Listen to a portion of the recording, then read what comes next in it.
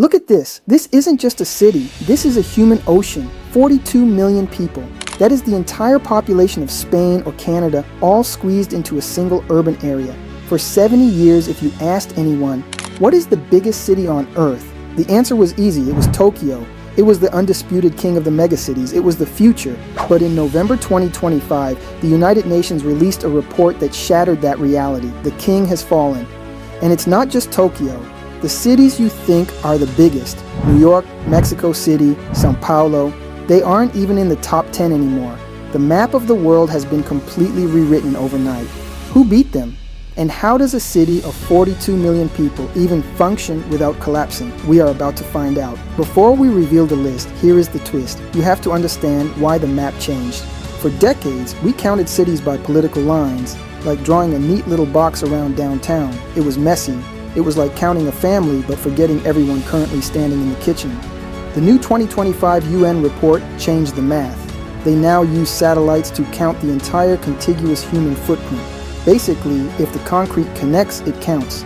They don't care about state lines, borders, or mayor jurisdictions. They only care about the physical reality of the sprawl. This single change wiped the Americas off the map. No New York, no Mexico City. The new top 10 is the era of the Asian supercity. Coming in at number 10 with nearly 26 million people is the Seoul capital area, South Korea. Now usually people put Seoul at around 10 million, but under the new satellite rules, we have to count the Sudog-1, the massive continuous urban zone that includes Incheon and Gyeonggi province. That is the only way it beats out the giants of South America like Sao Paulo. Seoul is fascinating because it is a city of extreme contradictions. On one side, it is a real-life video game city. It is incredibly high-tech, hyper-modern, and everything runs on blistering fast internet. You can order groceries on a subway wall interface and have them delivered before you get home. Nearly half of everyone in South Korea lives in this one metropolitan area. Imagine if half the US population lived inside the beltway of Washington, D.C. That is the level of concentration we are talking about. But Seoul has a dark side. It is caught in a demographic death spiral. It is not growing. South Korea has the lowest birth rate in the world. The pressure to succeed here is so high that young people are simply opting out of having families. Seoul is massive, wealthy, and futuristic, but it is slowly beginning to shrink. It is a glimpse into a future where cities might be perfect, but empty. At number 9, dipping slightly below Seoul's regional count but rising fast with 22.5 million people, we head to India. This is Kolkata. If Seoul is the high-tech future, Kolkata is the heavy weight of history. It used to be the capital under the British Empire known as the City of Palaces. And it still has these grand, crumbling old colonial buildings. But today, it is an intense engine of humanity. The new satellite counting method helped Kolkata nudge into the top 10 because it captured the massive sprawl of suburbs exploding outwards from the old city center along the Hooghly River. Kolkata is a sensory overload. It is one of the few places left where you still see hand-pulled rickshaws sharing the road with modern SUVs. It is vibrant, chaotic, and unlike Seoul, it is still growing fast. It struggles with poverty, yes, but it is also the intellectual capital of India, a place where art and literature thrive amidst the incredible density. It is a city that refuses to be quiet. We are jumping ahead to number 8. With 24.7 million people, this was one of the biggest surprises of the 2025 report. Manila, the capital of the Philippines. Manila used to be ranked much lower. But remember the satellite rule? If the concrete connects, it counts. When the UN looked down, they realized Manila wasn't just one city. It had swallowed up 16 surrounding cities, places like Quezon City, Makati, and Taguig, into one gigantic blob called Metro Manila. And here is the craziest stat. It is, by many measurements, the densest city on Earth. If you stood everyone in the world shoulder to shoulder, they would fit inside the city limits of Los Angeles. In Manila, it feels like they already tried that. The traffic here is legendary. They call it Carmageddon. It can take 3 hours to travel 10 kilometers, but despite the gridlock, the city is booming. It is the call center capital of the world, driving a massive economy that is lifting millions into the middle class, all packed into a space that physically shouldn't be able to hold them. Wait, we skipped number 7. Why? Because it's special.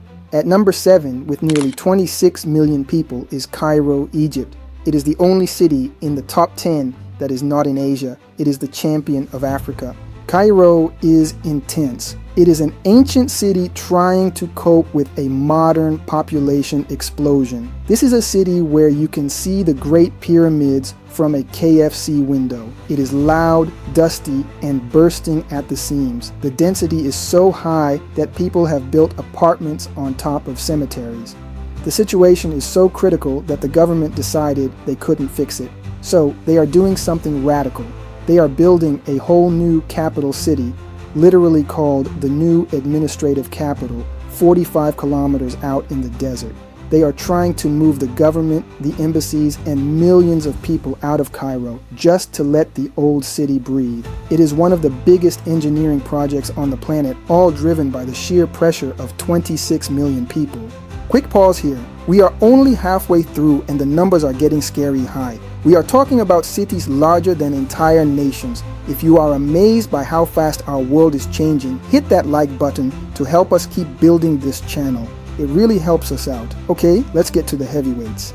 Now we look at the giants of China. At number 6 is Guangzhou. You might not have heard of it. It doesn't have the fame of Beijing or Shanghai, but with 27.6 million people, Guangzhou is arguably the most important city for your daily life. It is the factory of the world. If you own a smartphone, a laptop, or a pair of sneakers, there is a very good chance parts of them came through the ports of Guangzhou.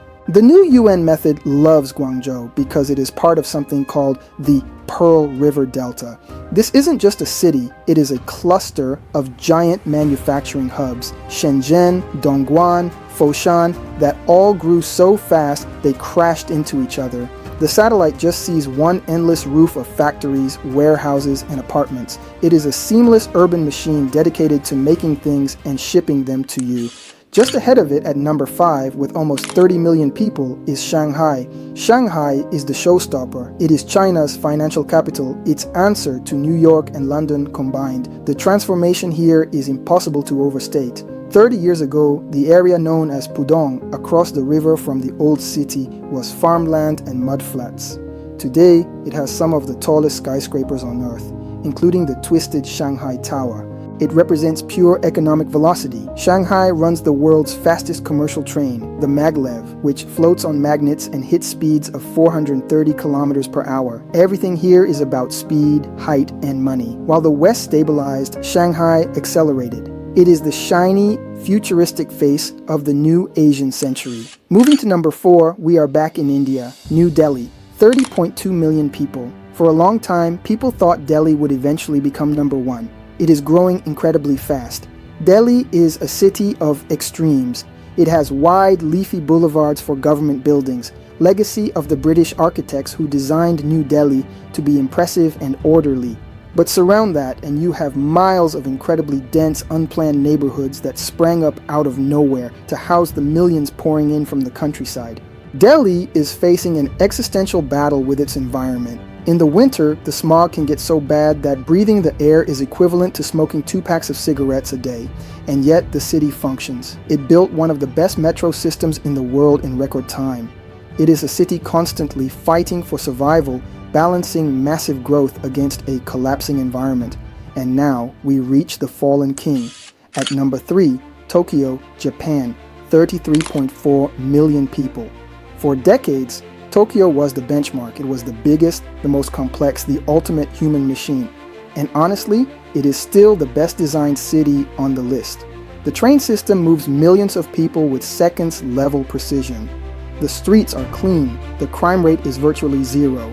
But Tokyo lost the top spot for a simple, sad reason. It is shrinking. Japan has the oldest population on Earth. They are selling more diapers for adults than for babies. In the countryside, houses are being given away for free because there is no one left to live in them. That emptiness is slowly creeping into Tokyo. The population curve has crested the hill and is starting the long slide down. It is a magnificent, futuristic city that is slowly, quietly fading away. It is the first megacity in history to die of old age. So, who beat Tokyo? Who took the crown? At number 2, with a staggering count of over 36 million people across its wider delta region, is Dhaka, the capital of Bangladesh. If Tokyo is organized precision, Dhaka is pure, unfiltered human energy. It is one of the fastest growing major cities on the planet. Why is it growing so fast? Part of it is economic. The textile industry is booming, but a huge part is climate change. Bangladesh is a river delta nation, and as sea levels rise and salt water ruins farmland, millions of people are fleeing the coast. They all end up in Dhaka. The city is growing outwards and upwards simultaneously. It is trying to build infrastructure while millions of people are already standing on the construction site. Traffic is chaotic, sewage is a challenge, and housing is scarce. But the resilience of the people here is legendary. Dhaka is a city running a sprint marathon, racing to build a modern metropolis before the sheer weight of its population crushes it. Which brings us to the new champion, the number 1 most populous urban agglomeration on Earth, Jakarta, Indonesia, 41.9 million people. How did Jakarta jump so high? How did it beat Tokyo and Dhaka? This is the ultimate victory of the satellite method. The UN finally stopped counting just the city center of Jakarta, which has about 10 million people, and officially recognized the full beast. They call it Jabodetabek. That is an acronym for Jakarta, Bogor, Depok, Tangerang, and Bekasi. These used to be separate cities, but the sprawl has merged them into one massive urban monster. It is a megacity region of 42 million souls. That is a scale that is hard to comprehend, but Jakarta's crown is heavy. It is perhaps the most fragile number 1 in history. Why? Because Jakarta is sinking. This is not a metaphor. The city is literally sinking into the Java Sea. Some parts of North Jakarta are sinking up to 25 centimeters a year. That is almost a foot every single year. Why? Because the city doesn't have enough piped water, so 40 million people are digging wells and pumping out groundwater. The ground is deflating like a punctured balloon. At the same time, sea levels are rising due to climate change. Jakarta is getting hit from above and below. The situation is so dire that the Indonesian government is doing something even more drastic than Egypt. They are abandoning ship. They are building a brand new capital city called Nusantara on the island of Borneo, 1,000 kilometers away. They are moving the politics, but the people, the 40 million people, are staying behind in Jakarta. They are building a giant sea wall in the shape of a mythical bird to try and hold back the ocean. It is the biggest city on earth, and it is literally fighting for its life against the water. From the shrinking giant of Tokyo to the sinking colossus of Jakarta. The 2025 report didn't just give us a new list of numbers, it gave us a snapshot of humanity at a crossroads. We are becoming an urban species. We are packing ourselves into denser and denser spaces, facing challenges our ancestors couldn't have dreamed of. We are building cities that are running out of water, cities that are drowning, and cities that are running out of children. The map has changed. The Asian century is here, and the era of the 40 million person city has begun.